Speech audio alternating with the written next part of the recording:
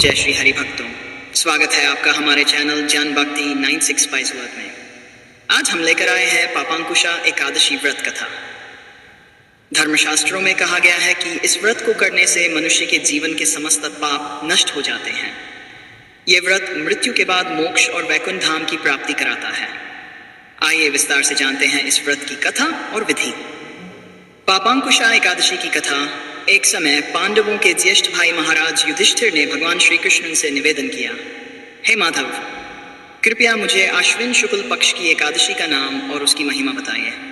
आपके मुख से एकादशी की कथा सुनकर मनुष्य को अद्भुत पुण्य की प्राप्ति होती है।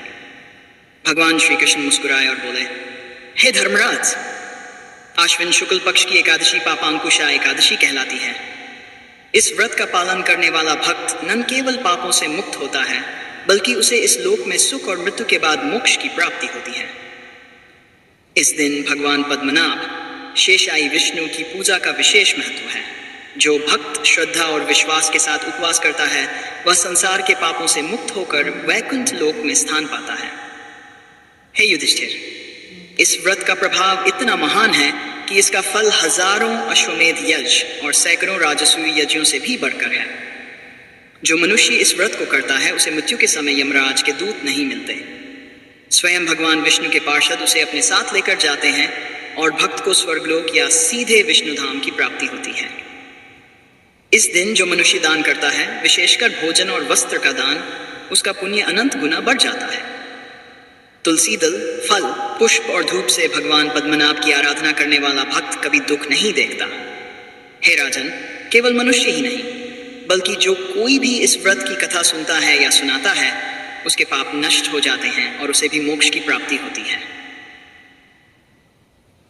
1.